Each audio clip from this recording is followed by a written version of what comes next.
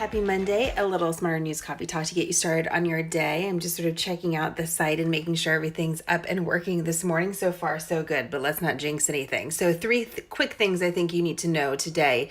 Two of them major international stories that could really impact your life. And so the first one we should tackle is what's happening between China and the United States. Two of the world's largest economies continue to have this dance of trade talks and not come to a conclusion. So we don't have any new trade terms with China. And because of that, the United States on Friday raised taxes on Chinese imports. And we're just getting news that China's going to do the same for us. So, something to remember is that China is a major producer of goods that Americans consume, but Americans are China's number one customer. And you know what the saying is, the customer is always right. Will that prove true here? We don't know. One of the things I looked on the site is because this could have wide sweeping impacts. We keep on saying that, but we've yet to see a huge impact personally based on these imports taxes, unless you're in industries that are specifically affected by it. I'm saying the average American in general hasn't seen it. And I saw that one estimate that I thought was really interesting by an economic group just over the weekend said that if everything continues where we have these higher taxes on Chinese imports, it could cost the American family about $500 a year because of those higher taxes and how they get passed on to consumers. We don't stop necessarily having access to these goods. It's just that they get more expensive. So I want you to keep that in mind because I thought that kind of hit home for me. However, I don't have an estimate for how much current trade policy is costing you right now. So the argument by the White House and others that really want new trade terms with China is that the American consumer is being affected. The American economy is being affected by trade terms that are not beneficial to us. So I don't know how to quantify that in dollar terms. So the potential impact is also just potential. We don't know exactly what it looks like yet. Because of the unknown, that causes a lot of anxiety for the stock market and investors. So if you see headlines on that today, no, part of this is because we don't have all the answers. We just don't know what the impact could potentially be. In the meantime, it looks like there could be another big meeting between the president of the United States and the president of China coming up in the next few weeks. So it's not like everyone's written everybody off and we're all going to our corners and not talking. It looks like negotiations are going to continue, but you should know that because it just, like I said, two largest economies in the world, it's better when we agree on certain things. So we're not necessarily agreeing on this today, and we'll see what happens next on it. In the meantime, Secretary Pompeo is on his way to Russia today. It was going to be his first major visit on Russian soil as Secretary of State, and that's scheduled for Tuesday. But on the way there, he ended up stopping in Brussels unexpectedly. And why did he do that? Well, there's a major meeting of EU diplomats in Brussels today. They're supposed to be talking about a whole bunch of different things, but one of the major topics is Iran. And the reason for that is, the story.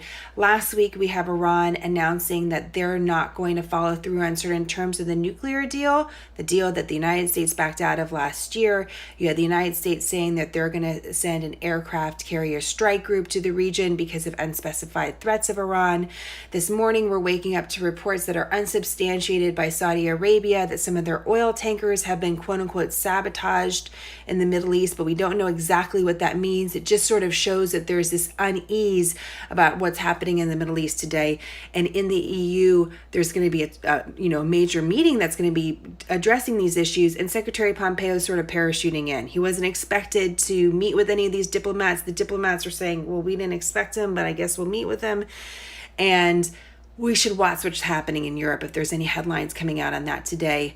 A lot of the Europeans want to keep Iran in this nuclear deal that the United States hasn't particularly found effective.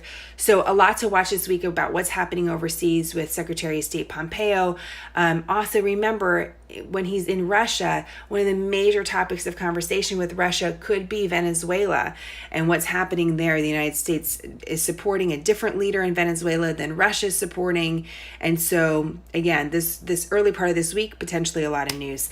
Finally, just want to mention what is really an interesting and inspiring story I didn't know anything about. Allison Hargraves on this day in history was a 33-year-old mom who summited Mount Everest without oxygen, without Sherpas, so without assistance, and without using the ropes that other climbers had used in the past.